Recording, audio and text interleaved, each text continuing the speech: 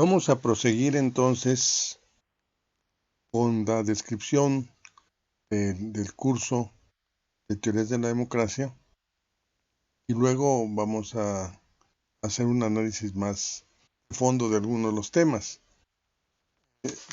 Habíamos mencionado la democracia en Grecia y David Held tiene una serie concentra en su libro Modelos de Democracia una serie de modelos que él considera, o sea, temas típicos, formas típicas.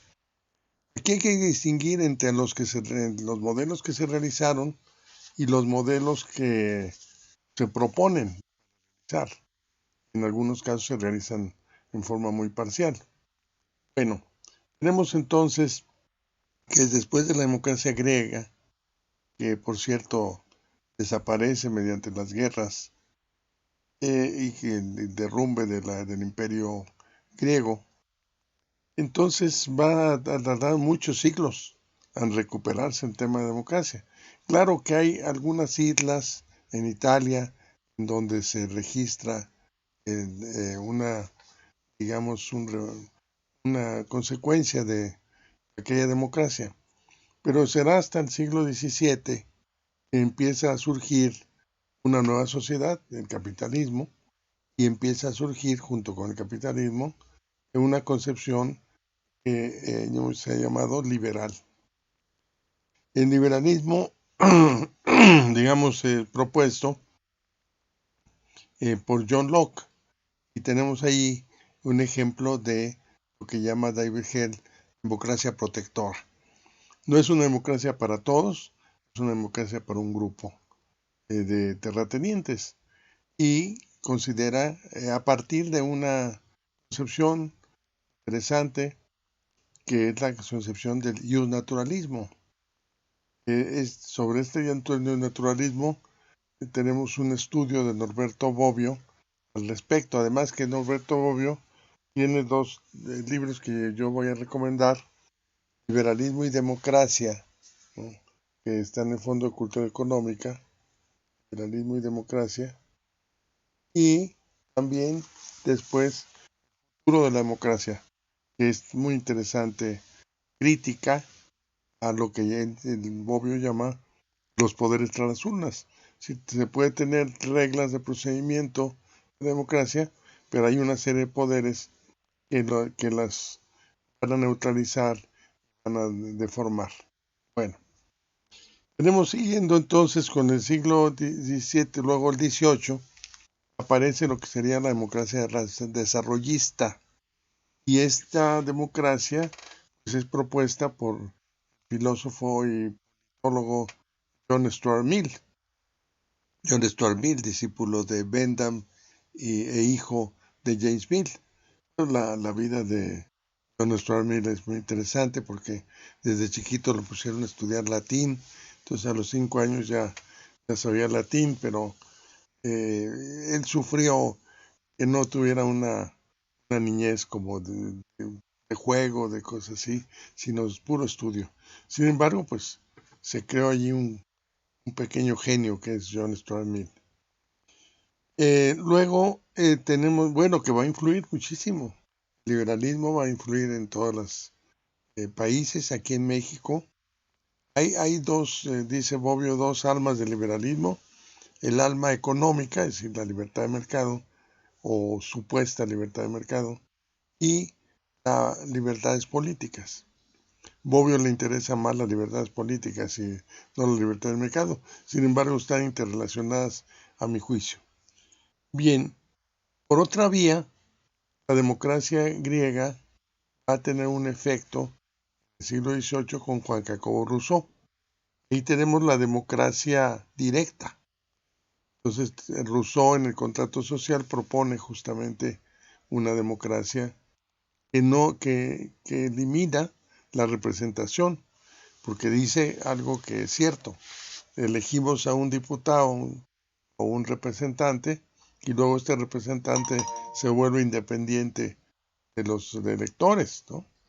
Entonces se vuelve en contra, una especie de alienación, de enajenación, ¿no? Entonces para evitar eso, Rousseau propone la democracia directa, que proviene de sus experiencias en Ginebra con el surgimiento del protestantismo, en donde se planteaba la tesis de que los fieles iban a decidir colectivamente cómo iban a adorar a Dios, y no tanto una imposición ni tampoco un representante de Dios, que era un hombre con todos sus defectos del mundo.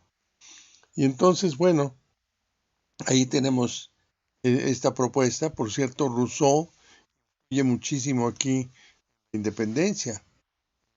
Para quien crea que la filosofía no influye en la sociedad, pues está en el centro, en la primera constitución de México, que fue la de Apatzingán. El texto fue redactado por Morelos. Francamente, ahí está Rousseau, ahí está la presencia de Rousseau. Por cierto, sobre la presencia de Rousseau, hay un excelente libro coordinado por José Gauss en torno a un aniversario de Rousseau. De ahí sacó también Sánchez Vázquez un libro que se llama Rousseau en México. Él hizo esa propuesta, pero luego la amplió es decir, él participó en ese coloquio, en donde participaron muchos otros investigadores muy interesantes, muy buenos. Este libro, desgraciadamente, ya no se ha vuelto a reeditar, pero se encuentra en las bibliotecas, en la Biblioteca Central de la UNAM, por ejemplo. Y habría que hacer una copia digital, ¿no?, de este libro. Bueno, la democracia de Rousseau va a influir también, vamos a decir, en una concepción que tienen Marx y Engels de la democracia.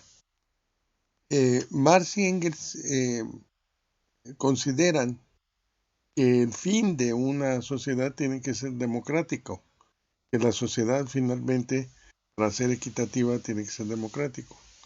Pero distinguen entre una democracia, en el caso de Engels, dice una democracia como se usa, que era un cierto engaño, y lo que llama Engels, una democracia emancipatoria. Bueno, pero en el caso de Marx y Engels hay un tema que parece contradictorio y que es justamente el tema del surgimiento de la Comuna de París. Sabemos que es el primer experimento socialista, duró muy pocos días, me parece que 70 y tantos, 72 o algo así. Y la Comuna de París es el intento de constituir el origen del brote de lo que podría ser una nueva sociedad, socialista incluso. Pero entonces allí, ¿qué ocurre? Pues por un lado, la gente que constituye la Comuna de París elige democráticamente a sus dirigentes.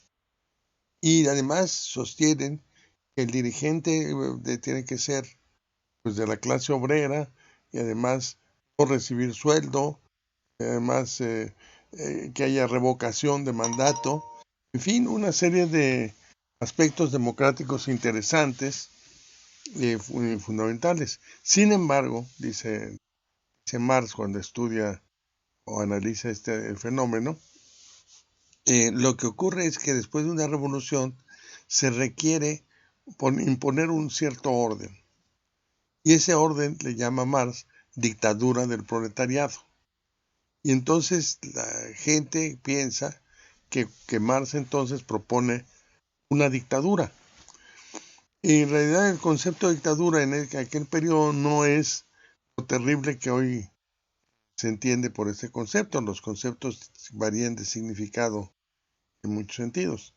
Y al principio, el concepto de democracia, más bien el concepto de dictadura, lo extrae Marx de aquel periodo romano. O sea, había el Senado, había una revuelta, el Senado nombra como una persona que va a ordenar el proceso a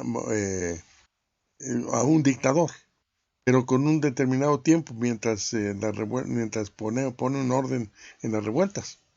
Entonces ahí tenemos un poco lo que dice Marx, que se requiere un orden para luego empezar una nueva situación, una nueva sociedad. Bueno, esto lo analizaremos más a fondo, hasta dónde está el concepto de democracia en Marx, hasta dónde no, cuál es su característica, qué propone.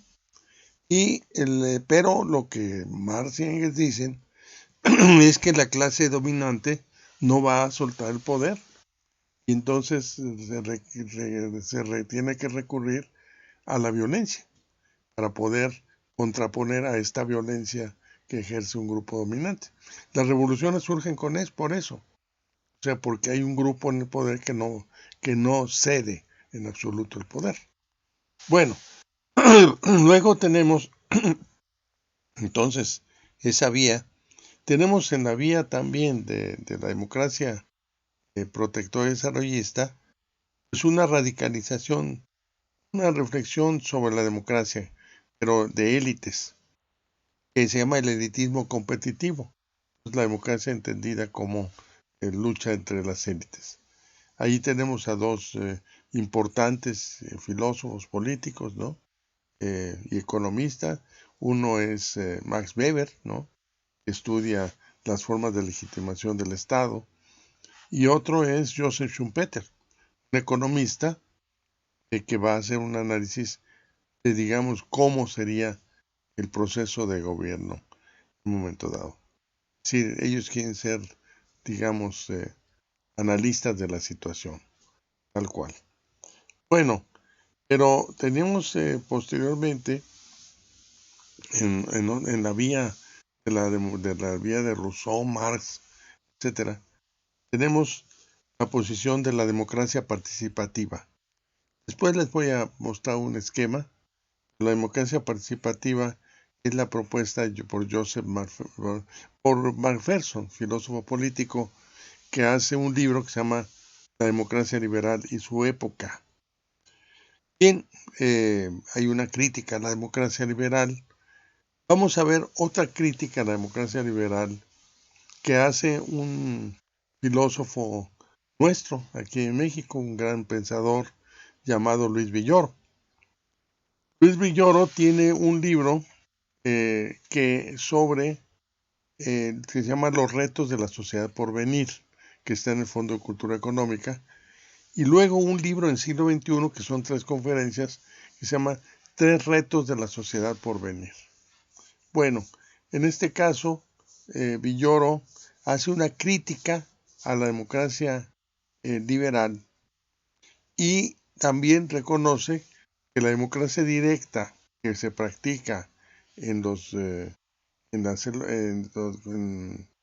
el Ejército Zapatista de Liberación Nacional, es decir, allá en Chiapas, y en las comunidades indígenas, vamos a decir, que esa no puede ser extendida a nivel general. Y entonces Villoro propone una concepción republicana de la democracia. Entonces, ese es uno de los últimos libros que hace antes de morir, y entonces allí deja un tema muy importante.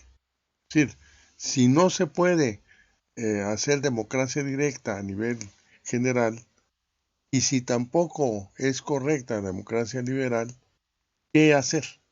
Pues, ¿cuál es la alternativa?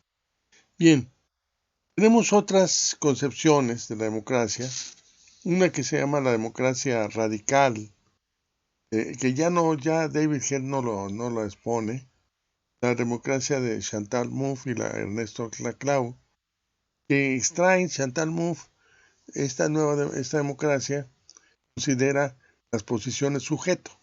El ciudadano no es solo ciudadano, es hombre que tiene ciertas características, o mujer que tiene ciertas demandas, o indígena, o negro, o blanco, o amarillo, etcétera. Es decir, el problema racial, el problema sexual, el problema de clase, etcétera. Entonces hay las posiciones sujeto y en cada caso se requieren demandas específicas por la democracia. Bueno, Chantal Mouffe también trata de extraer ciertos elementos de Gramsci, que estudió en sus principios, y luego también de Carl Schmitt. Bueno, Carl Schmitt es un opositor a la democracia, entonces busca, y además fue, digamos, un jurista que vivió durante el nazismo, luego salió y también estuvo allí con el franquismo, en fin, y entonces Chantal Mouffe encuentra que hay elementos que desde luego que no va a aceptar los aspectos fascistas, pero sí algunos aspectos importantes. Bueno, ya veremos. Y tenemos también otra concepción que se llama la de Habermas, la comunicación libre de dominio, la propuesta de Habermas y los análisis que se pueden hacer de Habermas. Entonces vamos a ver todo esto que me parece que es muy importante. Ahora, quiero también referirme a un debate que hubo cuando se dio la Revolución Rusa, 1917.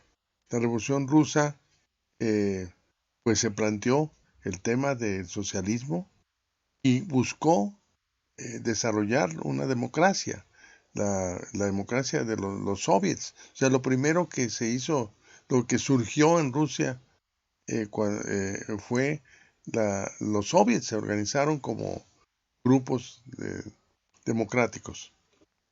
Bueno, entonces,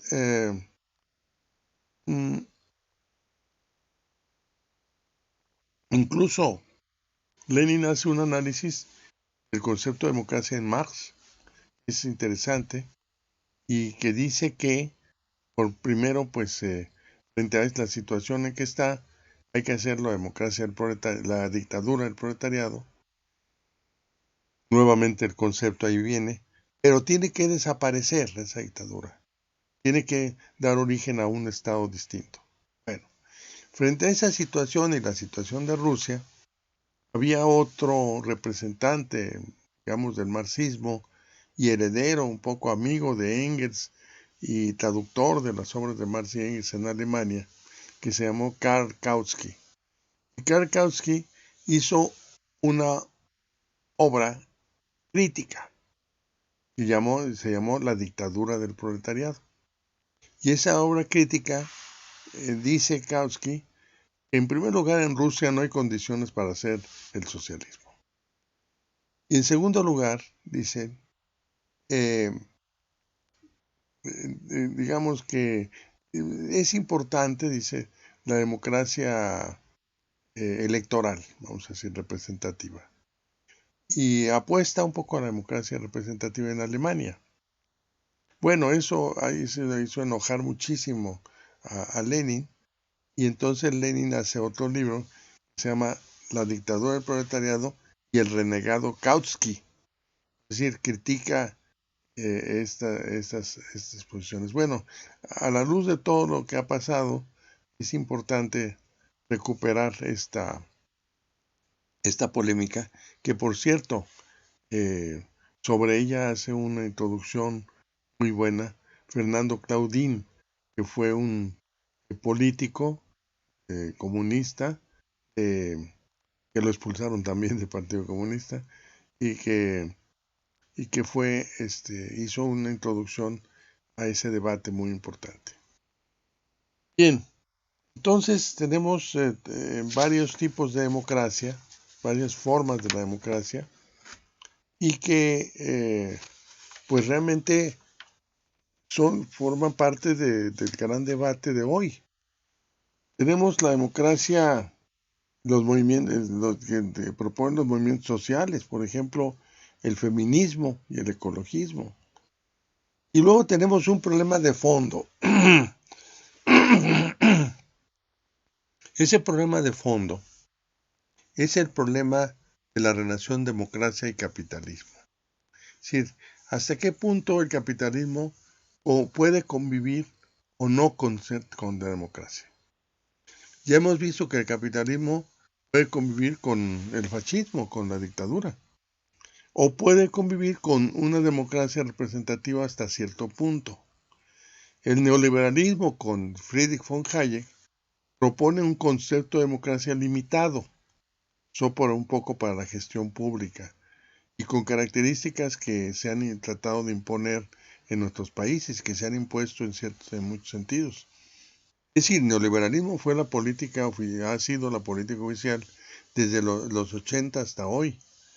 Pero, digamos, no solo es una política económica, es decir, el fortalecimiento de la propiedad privada, no solo es la crítica de que el Estado se dedique a el Estado benefactor, digamos que se atienda a los damnificados del capitalismo, ¿no? Porque el capitalismo arroja ricos y muy pocos y muchos pobres.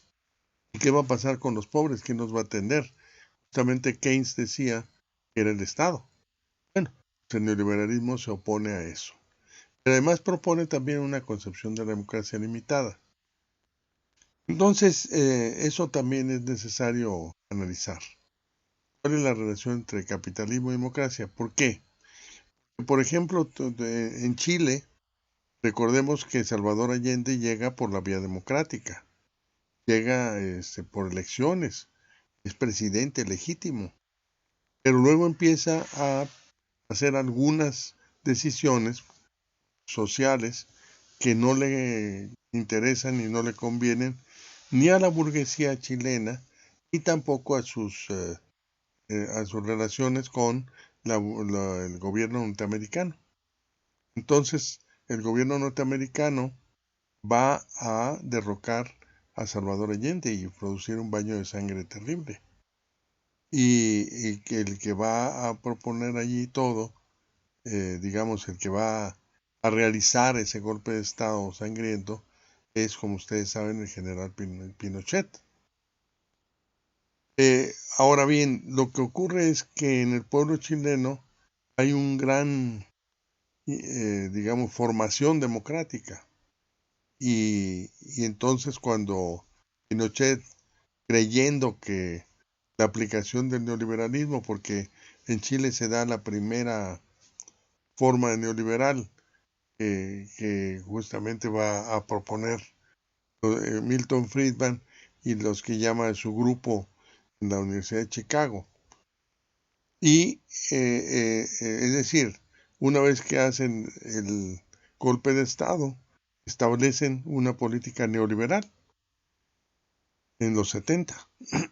Y luego, pues lo que ocurre fue que se, se desarrolla, digamos, la iniciativa privada y él cree que todo el mundo está muy contento, eh, hace unas elecciones para ver si se legitima por esa vía y lo que ocurre fue que la gente votó que no estaba de acuerdo con Pinochet ni con el sistema. Y entonces Pinochet tiene que hacerse a un lado, dejar que un gobierno civil para el poder. Pero de todos modos ahí estaba en el poder tras el trono, tras las urnas. Hoy tenemos una crisis de neoliberalismo muy fuerte en Chile y una búsqueda de recuperación de la democracia. Luego tenemos otro asunto también importante en América Latina, que es lo que ocurrió con Evo Morales. Con Evo Morales, recordemos que llegó por la vía democrática, desarrolló una política extraordinariamente importante y además muy beneficiosa para los ciudadanos. Pero en el último periodo hubo un golpe de Estado ahí blando, con el apoyo de la OEA, etcétera, y entonces con, digamos, la expulsión de Evo Morales y de Linera, era su vicepresidente. Entonces, ahora se supone que tendría que haber otras elecciones, pero como vino el coronavirus, entonces ya la pandemia, entonces se pretende, digamos, posponer esas elecciones. Entonces, la situación de la democracia es muy difícil en América Latina. El otro caso tan tremendo también y contradictorio, complejo, pero es el de Brasil con Lula da Silva.